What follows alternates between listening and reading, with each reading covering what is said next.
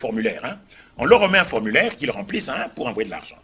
Alors, l'employé de Western Union prend le formulaire et regarde. C'est une dame. Et elle leur demande, mais où envoyez-vous l'argent? Ils disent, mais c'est écrit là-bas, sur le formulaire, on envoie de l'argent en Yougoslavie. Et la dame leur répond, mais écoutez, mais messieurs, vous ne savez pas que la Yougoslavie n'existe plus. Moi, j'ai peur, mon cher Kerwin, que dans 5 ou 6 ans, ce ne sera plus une question de parler de la Yougoslavie qui n'existe plus, mais ce sera, ah, mais vous ne savez plus que la République démocratique du Congo n'existe plus. Aujourd'hui, la Libye n'existe quasiment plus. C'est un pays qui est divisé en 3, la Tripolitaine, la Cyrénaïque et la région de Benghazi. Le Soudan, qui est voisin du Congo, divisé en 2, le Sud-Soudan, le Nord-Soudan, avant que la province du Darfour, qui est frontalière du Tchad, ne soit également séparée.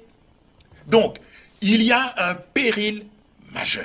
Le plan de balkanisation du Congo, mon cher Kerwin, existe depuis 1972. Depuis 1972, depuis 51 ans. Et plusieurs chancelleries d'ambassades dans le monde possèdent ce plan de balkanisation du Congo en vue de la création du Tutsiland, c'est-à-dire de la création du foyer national Tutsi qui comprendrait l'ancien district du Tanganyika, n'est-ce pas, selon l'ancienne, n'est-ce pas, division administrative, le Sud Kivu, le Nord Kivu, une partie du Maniema, l'autre partie étant destinée à être annexée par l'Ouganda, n'est-ce pas? Voilà les frontières du Tutsiland. Donc, le district du Tanganyika, le Sud Kivu, le Nord Kivu et une partie du Maniema. Ce plan existe et tous les jours, aujourd'hui, comme hier, comme demain, les Tutsis y travaillent patiemment, inlassablement. Depuis Kingakati, où il est réfugié dans sa forteresse, Joseph Kabila y travaille tous les jours. Pendant la journée, Joseph Kabila est un Congolais. La nuit, c'est un Tutsi. Le phénomène Mombondo, les gens ne se posent pas la question, mais pourquoi brusquement les Bateke et les Bayaka se mettent à se taper, à se couper des machettes? Mais c'est Kabila qui est là-dedans. Et soit noté en passant, encore une anecdote. Vous n'allez pas y couper. Je pose souvent la question aux Congolais. J'ai animé pas mal de conférences ici en Europe, partout j'ai animé des conférences. Je pose la question aux Congolais. Dites-moi, qu'est devenu Hippolyte Kanambe, le commandant Hippo? Les gens disent, ah, le commandant Hippo. Mais c'est Joseph Kabila. J'ai dit non. L'un s'appelait Hippolyte, celui-ci s'appelle Joseph. Ce ne sont pas deux personnes, ce ne sont pas c'est pas la même personne. Qu'est devenu Hippolyte Kanambe, qui est arrivé dans les bagages de l'AFDL, qui fut le chef d'état-major de la force terrestre, n'est-ce pas, dont je crois que c'est le général Mounene qui fut son adjoint. Qu'est devenu le commandant Hippo, dont on ne parle plus, vous le savez bien. Le nom du commandant Hippo a complètement disparu. Eh bien, je vous apprends que le commandant Hippo a été assassiné en 2008, au mois de février, par son oncle James Kabarebe, et que celui que s'appelle aujourd'hui Joseph Kabila, c'est le jumeau de Hippolyte Kanambe. Donc, voyez ce pays, le Congo, on assassine son chef d'État, Hippolyte Kanambe, on le remplace par son jumeau. Et circulez, messieurs, il n'y a rien à voir. Tout est normal. Mais c'est pour ça que je me dis, mon cher Kerwin, n'importe quoi peut nous arriver maintenant. Quand on remplace un chef d'État à la tête d'un pays, sans que les gens s'en rendent compte. Ni les militaires, ni le clergé, ni le cardinal, ni les évêques, ni les journalistes, ni les ministres, ni les députés, ni les sénateurs. Personne ne s'en rend compte qu'on a remplacé un chef d'État. J'ai avec moi ici la photo des deux jumeaux côte à côte. Ils se ressemblent comme deux gouttes d'eau, mais ce ne sont pas les mêmes personnes. Donc Jeannette... n'est pas la jumelle. Ah, Kabila n'est pas la jumelle. Mais non. Mais le monsieur est bel et bien un jumeau. Mais bien sûr, Joseph Kabila est jumeau de Hippolyte, mais pas de Jeannette Kabila. Ils ne sont pas nés la même année, ni dans la même ville. Et d'ailleurs, Jeannette Kabila est en fait apparentée à qui? À James Kabarebe. James Kabarebe qui est en fait... Vous savez, James Kabarebe vient quasiment chaque week-end faire la Nouba à Kinshasa. Quasiment chaque week-end. Il descend à bord de son avion jet privé à l'aéroport de Njili, une voiture aux vitres blindées, s'avance sur le tarmac, il monte à bord de la voiture, ni vu ni connu, il vient faire la nouba dans les hôtels à Kinshasa, c'est tout. Voilà où nous en sommes. Et lui-même, Joseph Kabila, vous savez, pendant il n'a jamais pu tenir un débat à la télévision. Et jusqu'à présent, d'ailleurs, je me rends compte qu'aucun des 24 candidats ne passera devant les écrans de télévision pour animer un débat. C'est quoi cette démocratie où les protagonistes ne tiennent pas de débat? Ben, ça a été décidé au niveau de la CESA, qui est dirigée par quelqu'un dont un des parents est d'origine rwandaise. Mais voilà. Et donc, pendant les élections de 2006, de 2011, de 2018, il n'y a pas eu un seul débat contradictoire entre les candidats présidentiables. Pas un seul débat.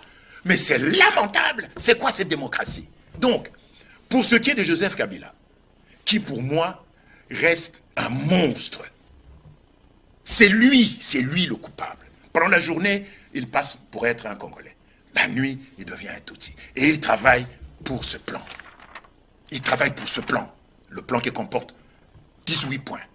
Alors, s'il travaille pour ce plan, on peut réfléchir en se disant que le meilleur candidat aux élections présidentielles, ça sera la personne à même de contraindre ce plan. Mais avez-vous un candidat que vous soutenez? Parmi les 24 candidats, je soutiens le 25e candidat. Lesquels? La République démocratique du Congo. Malheureusement, ce candidat ne figure pas sur la liste de la CENI.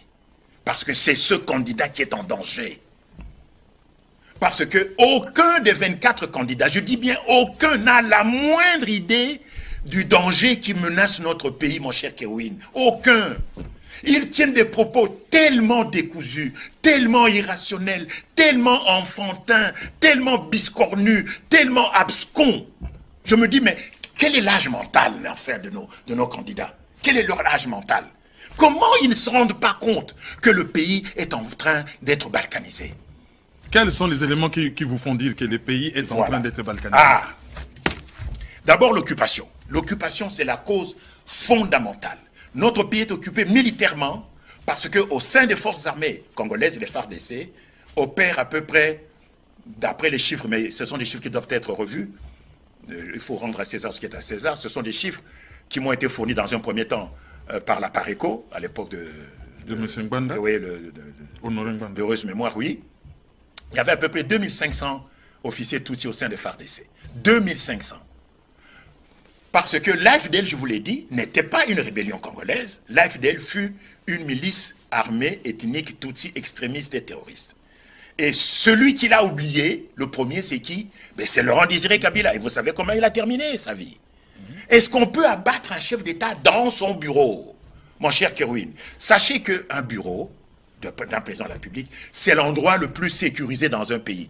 D'abord, il possède la garde présidentielle. Il a tout un régiment à sa disposition. Eh bien non, Laurent Désiré Kabila est abattu dans son bureau, n'est-ce pas, en janvier, le 16 janvier 2001.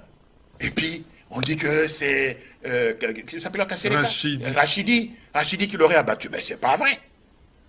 C'est pas vrai. Mais ça, c'est notre histoire. Donc, voilà donc, dans un pays, donc, vous m'avez posé la question, le pays, le Congo, est sous une occupation militaire. Parce que l'AFDL, qui a provoqué la chute, l'effondrement du régime de Mobutu, fut une milice armée, ethnique, tutsi, extrémiste et terroriste. Il n'y a rien à faire. Et, évidemment, la devanture, la vitrine de l'AFDL était présentée comme une vitrine congolaise, notamment avec Joseph Kabila. Laurent Désiré Kabila. Mais ça, c'est leur stratégie. Je vous ai dit le point 4.